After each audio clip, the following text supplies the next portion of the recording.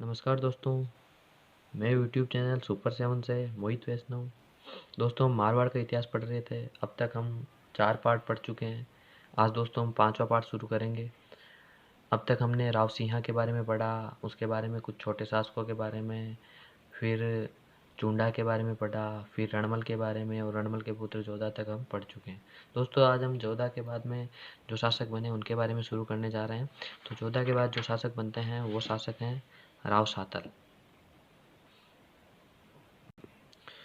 राव सातल दोस्तों, ये मारवाड़ के शासक बनते हैं 1489 में और ये शासक रहते हैं 1491 तक। ये इनका कार्यकाल मिलता है। दोस्तों, इनके बारे में जानकारी लेते हैं हम। इन्होंने एक तो सातलमेर नगर बसाया। सातलमेर नगर बसाया जो जैसलमेर में है, वो नगर बसाया। और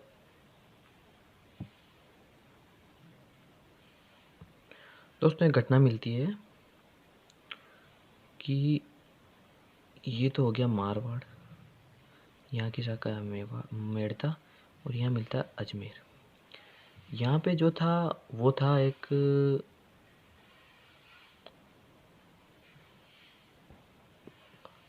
मल्लू खां नाम का शासक।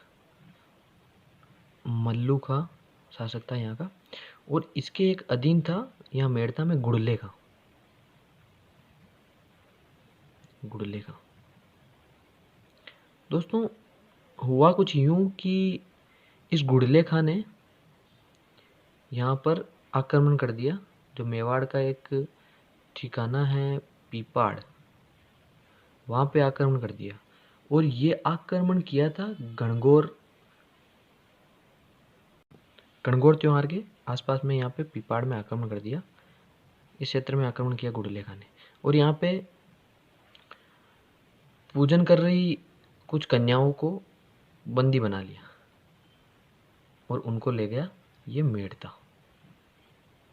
अब ये जब बात शासक सातल को पता पड़ी तो उसने गुड़ले खां का पीछा किया और मेड़ता पे बाद में आक्रमण किया और गुड़ले खां का सर काट दिया। गुड़ले खां को मार दिया और उसके सर को लेके आए मेहरानगढ़ और मेहरानगढ़ लाके उसके सर को घुमाया गया, पूरे शहर में घुमाया गया। और ये संकेत दिया गया कि महिलाओं के साथ जो अभद्र व्यवहार करेगा उनके साथ शासक सातल देव ऐसा ही करेंगे। और उसके सर में छेद किए गए, उसके सर में काफ़ी छेद किए गए और उसको घुमाया गया था। दोस्तों, तभी से जोधपुर में एक त्योहार का प्रचलन हो गया और उस त्योहार का नाम है गुड़ला त्योहार। और ये त्योहार चैत्र कृष्ण अष्टमी से चैत्र शुक्ल अष्टमी तक मनाया जाता है। तो दोस्तों, याद रखिएगा, गुड़ला त्योहार जो फेमस है वो जोधपुर का फेमस है और यहीं तक है सातल का कुछ योगदान मिलता है वो। और सातल देव के बाद में जो शासक बनते हैं वो बनते हैं राव सूजा। सातल देव के बाद में शासक बनते हैं राव सूजा। अब राव सूजा का कार्यकाल मिलता है, वो मिलता है 1491 से 1515।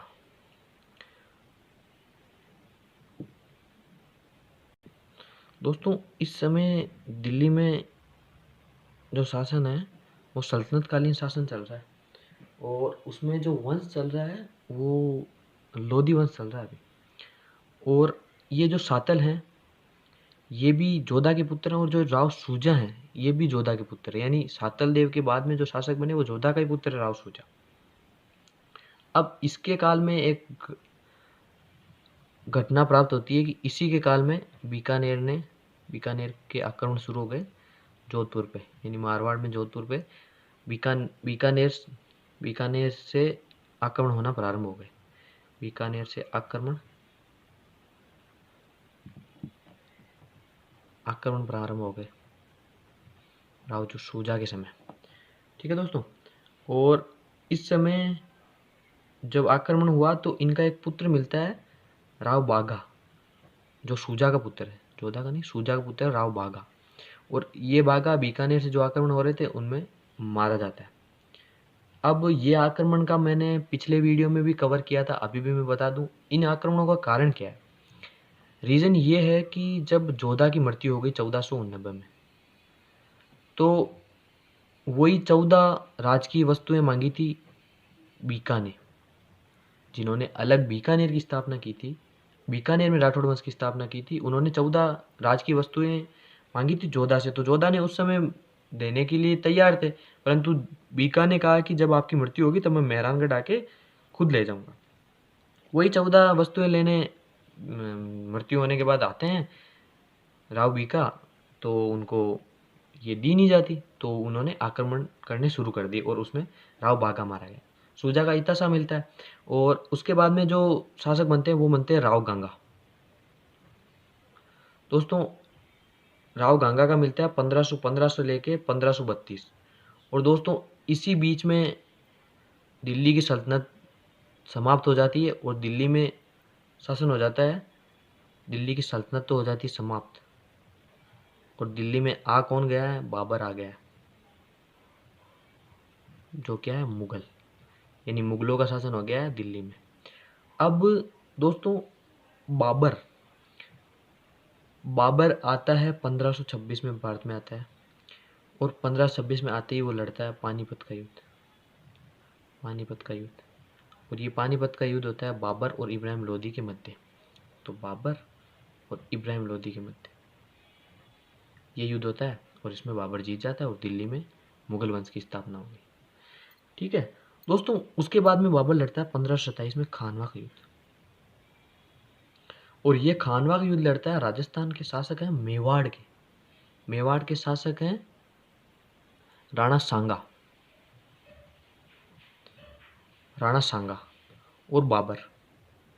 दोस्तों इस समय राणा सांगा एक प्रथा चलाते हैं, वो राजस्थान में पहली और आखिरी बार की प्रथा है। उस प्रथा का नाम है पाती पेरवन की प्रथा, पाती पेरवन की प्रथा। अब दोस्तों पाती पेरवन की प्रथा के बारे में जानते क्या है। पाती पेरवन की प्रथा चलाते हैं राणा सांगा, और पाती पेरवन की प्रथा में वो राजस्थान के सभी शासकों से एक विदेशी आक्रांता बाबर के विरुद्ध लड़ने के लिए सहयोग की मांग करते हैं। तो दोस्तों ये सभी राजपूताना के शासकों से मदद मांगते हैं। तो जो अभी मारवाड़ का शासक है राव गांगा, तो गांगा भी सहयोग देते हैं, और गांगा इसमें अपने पुत्र को भेजते हैं, और उस पुत्र का नाम है राव मालदेव। और ये जो राव मालदेव है, ये वही राव मालदेव है जब सांगा घायल होंगे खानवा के युद्ध में, तो राव मालदेव उनको बाहर निकालेगा युद्ध से, और फिर बसवा ले जाएगा। बसवा दौसा में है, वहाँ पे जाएंगे सांगा, तो वहाँ से राव मालदेव ही युद्ध से सांगा को बाहर निकालता है। दोस्तों पाती पेरवन की प्रथा में और भी राजपूताना के कई शासक सहयोग करते हैं। जैसे बीकानेर में जो शासक होते हैं उस समय जैत सिंह होते हैं, और वो कल्याणमल को यानी अपने पुत्र को भेजते हैं, पुत्र है कल्याणमल, वो बीकानेर से जाता है। ऐसे कई शासकों से मिलते हैं, तो वो खानवा के युद्ध के बारे में हम जानकारी प्राप्त करेंगे वहाँ पे मेवाड़ में। अभी हम पढ़ रहे हैं गंगा, तो गंगा के बारे में एक और पढ़ते हैं अपन। तो गंगा जो सांगा की पुत्री है, एक सांगा की पुत्री मिलती है उत्तम देवी, और उत्तम देवी से विवाह भी करते हैं राव गंगा, और इस प्रकार सांगा और गंगा के मध्य मित्रता भी हुई रहती है, तो पाती पेरवन की प्रथा में कोई दिक्कत भी नहीं आती। अब दोस्तों हम देखते हैं गंगा के कुछ सांस्कृतिक कार्य। तो सांस्कृतिक कार्य में पहला देखते हैं अपन, सांस्कृतिक कार्य में इन्होंने जोधपुर में गंग श्याम मंदिर बनवाया,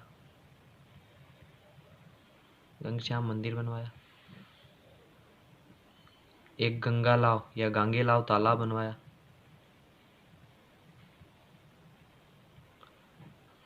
दोस्तों एक गंगा बावड़ी का निर्माण भी इन्होंने करवाया।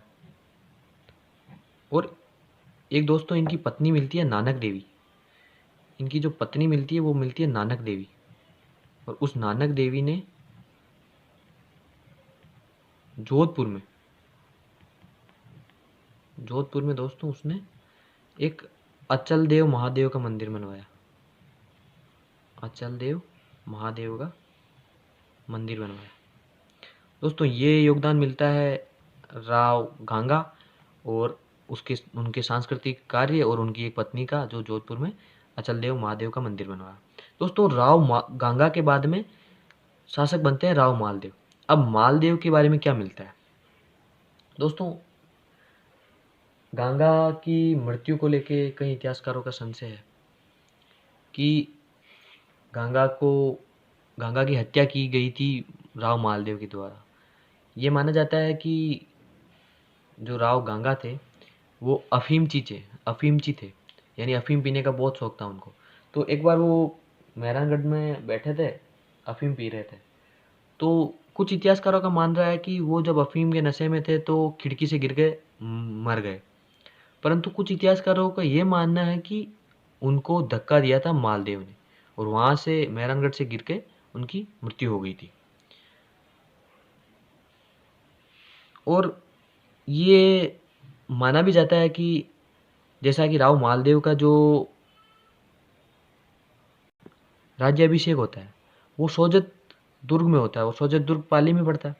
तो पाली में जाके उनको राज्याभिषेक कराने की कहाँ जरूरत पड़ती है, जब वो खुद मेहरानगढ़ में थे। और गांगा की अगर ऐसे मृत्यु होती कि वो अफीम के नशे में थे, उनकी मृत्यु हो गई, तो राव मालदेव को राज्याभिषेक जोधपुर में ही करवा लेते, मेहरानगढ़ में करवा लेते।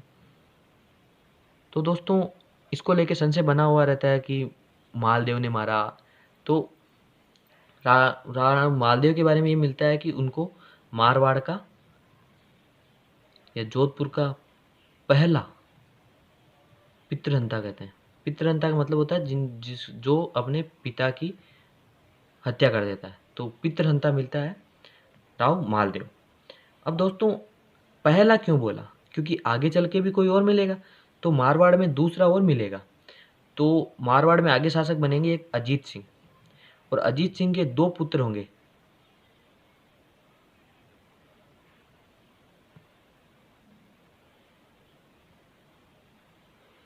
अभय सिंह और बख्त सिंह।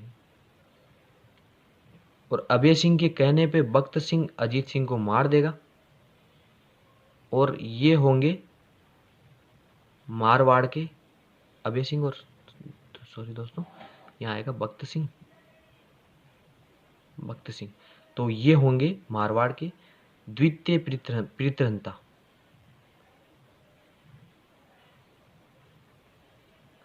तो दोस्तों